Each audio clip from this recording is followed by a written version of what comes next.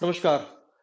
आज की खबर को मैं शुरू करूँ उसके पहले मैं कुछ और बातें आपसे करूँगा, क्योंकि आज की एक इतनी बड़ी खबर है जो दिल्ली की मीडिया ने पूरी तरीके से गायब हो चुकी है।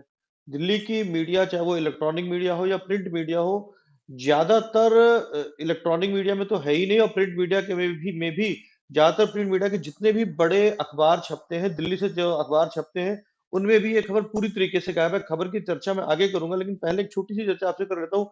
फर्ज कीजिए कि आपके पड़ोस में कोई आदमी रहता हो, आपके अगल-बगल में 2-4 घर छोड़ करके और आपके ही मतलब आप उसको जब ठंडक में हो, सर्दी हो, गर्मी हो, आप उसको खाना-पानी देते हो, ठंडक में उसको कंबल देते हो, मोजे देते हो और या उसके बच्चे गरीब हो तो उसके बच्चे को पढ़ने के लिए किताबें देते हो और कुछ समय के बाद में वो आदमी अगर बड़ा हो जाता है, उसके बच्चे बड़े हो जाएँ, इस लायक हो जाएँ कि वो अच्छा खासा पैसा कमाने लगे, उसके बाद में वो आप आदमी अगर आपको आँखें दिखाने लगे, तो आपको कैसा महसूस होगा? ज़ाहिर-सी बात है कि मन में कहीं न कहीं दर्द तो महसूस होगा ही होगा कि जिसको हमने पाल-पोस के बड़ा किया, जिसके बच्चों को हमने खाना खिलाया, जिसके बच्चों को हमने पढ़ाया, ठंडक में, गर्मी में ठंडा पानी दिया, ठंडक में हमने उसको कंबल दिए, रज़ाई दी, तो वही आज अगर हमें आँखें दिखाने लगे, तो मन में दर्द तो महसूस होता ही होता है। और कुछ ऐसा ही हुआ है हम भारत के साथ में जब भारत ने के प्रधानमंत्री नरेंद्र मोदी ने 16 दिसंबर को विजय दिवस के उपलक्ष्य में एक ट्वीट किया। विजय दिवस क्या है? ये भी मैं आपको बताता हूँ। पिछले इतिहास में आपको लेके चलते हैं। 1971 की लड़ाई में जब भारत बांग्लादेश आज़ाद हुआ था, उसमें भारत का योगदान बहुत ज़्यादा था। भारत की ही सेना थी, उस वक़्त तत्कालीन प्रधानमंत्री इंदिरा गांधी थी, उन्होंने डिसीजन लिया और भारत की सेना को बांग्लादेश में भेजा। जब पाकिस्तान और बांग्लादेश का पाकिस्तान तब बांग्लादेश जो पाकिस्तान का हिस्सा हुआ करता था, तब वो भारत की सेनाओं ने पाकिस्तान का बंटवारा किया और एक हिस्सा बना बांग्लादेश और दूसरा पाकिस्तान रह गया। ये 1971 की बात है, तत्कालीन प्रधानमंत्री इंदिरा गांधी हुआ करती थी। तो ये हर साल जो 16 दिसंबर है, भारत उसको विजय दिवस के तौर पर मनाता है, उसको याददाश्त बनाने के याद में के लिए, क्योंकि भारत के तमाम सैनिक उस वक़्त शहीद हुए थे।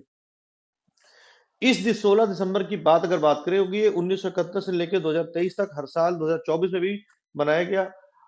इस 16 दिसंबर को क्या हुआ कि भारत के प्रधानमंत्री नरेंद्र मोदी ने विजय दिवस को लेकर एक ट्वीट किया और वो हमेशा करते हैं जो भी भारत के प्रधानमंत्री होते हैं, वो चाहे इंदिरा गांधी रही हो, चाहे चंद्रशेखर आजाद रहे हो, अटल बिहारी वाजपेयी रहे हो या एक गुलजार, जो भी प्रधानमंत्री रहे, सभी ने अपने अपने सोशल मीडिया अकाउंट पे जिस भी तरीके से ट्वीट किया जाता है या जो विजय दिवस मनाया जाता है, सभी ने किया है, उसमें कोई वैसी बढ़िया।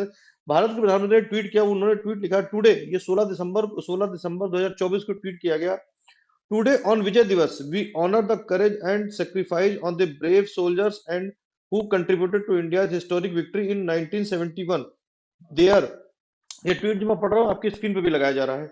Their selfless dedication and unwavering resolve safeguard our nation and brought glory to for us. काफी लंबा ट्वीट है।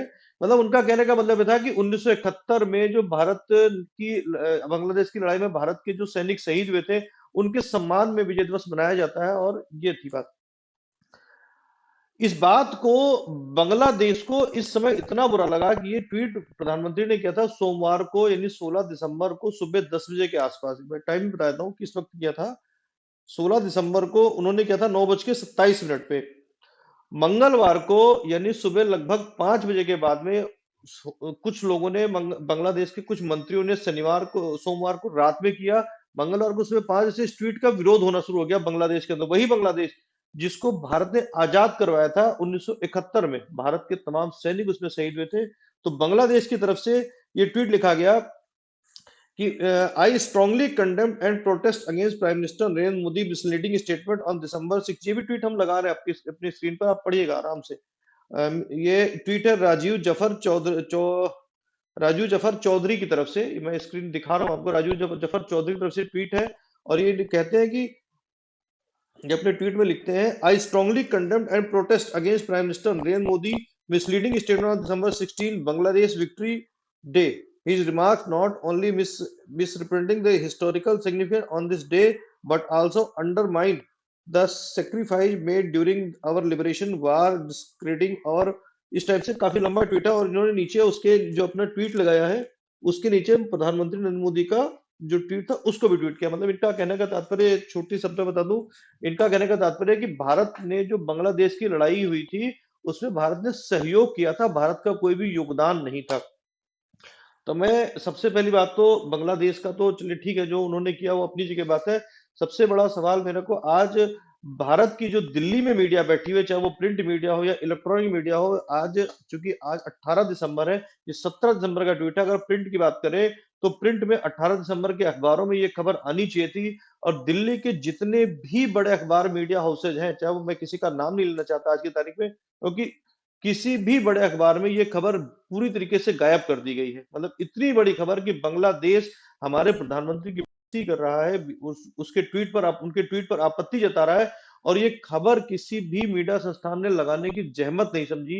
इस बात को क्या समझा जाए कि भारत की मीडिया किस स्तर पे चली गई है? क्या अब भारत की मीडिया बिल्कुल पूरी तरीके से चरण-चुंबन हो गई है कि जो ऊपर से आदेश आएगा, जो साहब के घर से आदेश आएगा, वही चलाया जाएगा? ना इलेक्ट्रॉनिक मीडिया में, ना ही प्रिंट मीडिया में इस तरह की कोई भी खबर कहीं आपको देखने को मिलेगी। कोई छोटे अखबार में अगर बड़े अखबारों में तो खबर है ही नहीं है, यहाँ तक कि जो छोटी हेडलाइन में भी ये खबर नहीं लगाई गई है। ये छोटे अखबारों में, एक आधे अखबारों में खबर लगी भी है, तो वो भी आपको स्क्रीन पे दिखाया जा रहा है कि किस अखबारों में ये खबर लगाई गई है और किस तरीके से लगाई गई है। ये समझने वाली बात है कि एक जिस देश को भारत ने आज़ाद कराया, पाल-पोस के बड़ा किया, वही वाली कहानी जो मैंने पहले शुरू में बताई थी आपको कि एक अगर कोई आपका पड़ोसी जिसको आप पूरे शिद्दत से उसके बच्चों को खाना-पानी दे रहे हैं, पढ़ाने में मदद कर रहे हैं, ठंडक में उसके घर में कपड़े ना हो तो कपड़े दे के आओ, गर्मी में ठंडा पानी हो आपके घर से आके लेके जाओ और वो बाद में आपको आँखें दिखाने लगे तो आपके दिल को कैसा महसूस होता है? वही स्थिति आज भारत के साथ है। लेकिन चूँकि मजबूरी भारत की मीडिया की भी है कि भारत की मीडिया के ऊपर इतना दबाव है, कि वो दिखा ही नहीं सकते। वजह उसकी भी है क्योंकि नरेंद्र मोदी का कद आज के वक़्त में इतना बड़ा हो चुका है, इंटरनेशनल लेवल का कद है क्योंकि वो बताते हैं कि इंटरनेशनल लेवल पे मोदी साहब की इतनी पहचान है कि वो एक फ़ोन के ऊपर युद्ध रुकवा देते हैं, एक फ़ोन करते तो जो हमारे युद्ध बंद भारत के नागरिक रुके हुए थे युद्ध के बीच में वो जहाज़ भेज करके और वापस बुला लिया था, ठीक है, बहुत अच्छी बात है, लेकिन अब वो उसी उन्हीं नरेंद्र मोदी के ट्वीट के ऊपर एक बगल का देश आपत्ति जता रहा है, तो ये खबर भी आपको बताने की ज़रूरत थी और बतानी चाहिए थी। देश के नागरिक को ये भी पता होना चाहिए कि हाँ, एक बगल का देश है, जो छोटा-सा देश है, जो हमारे एक राज्य के बराबर भी नहीं है और वो आज हमें आके दिखा रहा है, तो खतरा कहीं न कहीं ये पैदा हो रहा है और ये खतरे का संकेत है क्योंकि यूं ही इतनी बांग्लादेश की इतनी हिम्मत नहीं है कि आज की तारीख में भारत को आंखें दिखा दे। उसके पीछे भी कहीं ना कोई ताकतें होंगी,